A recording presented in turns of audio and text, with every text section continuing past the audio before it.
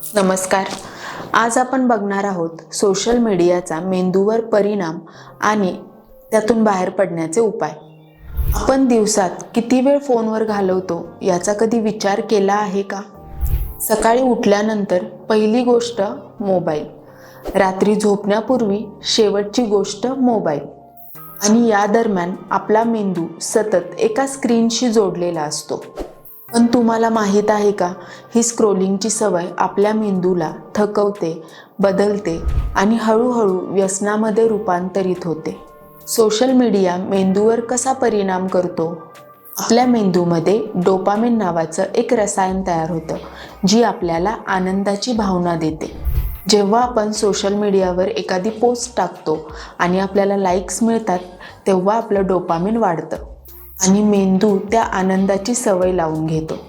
थोडक्यात सांगायचं म्हणजे सोशल मीडियाचं काम आपल्या मेंदूसाठी दारूसारखं, सिगरेटसारखं ॲडिक्शन बनतं. म्हणजेच सोशल मिडियाचं ॲडिक्शन बनतं. सतत नोटिफिकेशन्स, रील्स, कमेंट्स या गोष्टी मेंदूला रिवॉर्ड्स देतात. परिणामी आपल्या एकाग्रतेवर, झोपेवर आणि मानसिक शांततेवर परिणाम होतो. मग सोशल मीडियाचे दुष्परिणाम कोणते आहेत?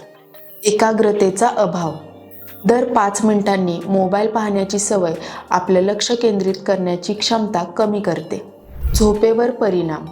झोपण्याआधी स्क्रीनकडे पाहिल्यामुळे मेलॅटोनिन हा झोपेचा हॉर्मोन कमी होतो आणि निद्रानाश वाढतो.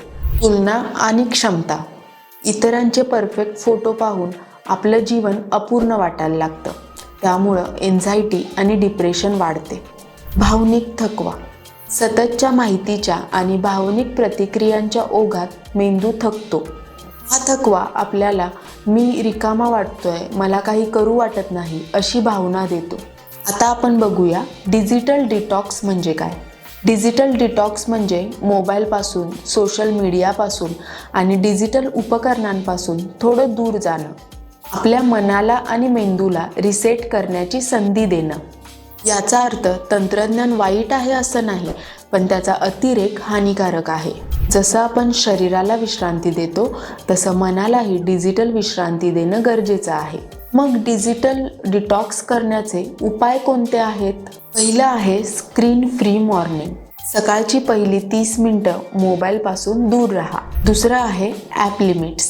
इंस्टाग्राम, फेसबुक, यूट्यूब यासारख्या ॲप्ससाठी डेली लिमिट ठेवा. तिसरं आहे नो फोन झोन. झोपताना फोन दुसऱ्या खोलीत ठेवा. चौथं आहे माइंडफुल स्क्रोलिंग. काय पाहतोय, का पाहतोय हे जाणून वापर करा. पाचवं आहे रिअल कनेक्शन्स. ऑफलाईन लोकांशी बोलणं, निसर्गात वेळ घालवणं हे मेंदूला खऱ्या आनंदाचा अनुभव देतं. सोशल मीडिया हा वाईट नाही, पण त्याचा अतिरेकी वापर हा मेंदूचे संतुलन बिघडवतो. थोडं थांबा, श्वास घ्या आणि स्वतःसाठी वेळ द्या. कधीकधी मोबाईलपासून दूर राहणं म्हणजे स्वतःकडे परत येणं असतं. चला, आजपासून एक छोटा डिजिटल डिटॉक्स सुरू करूया. आपल्या मनासाठी, आपल्या आरोग्यासाठी आणि आपल्या खऱ्या जीवनासाठी.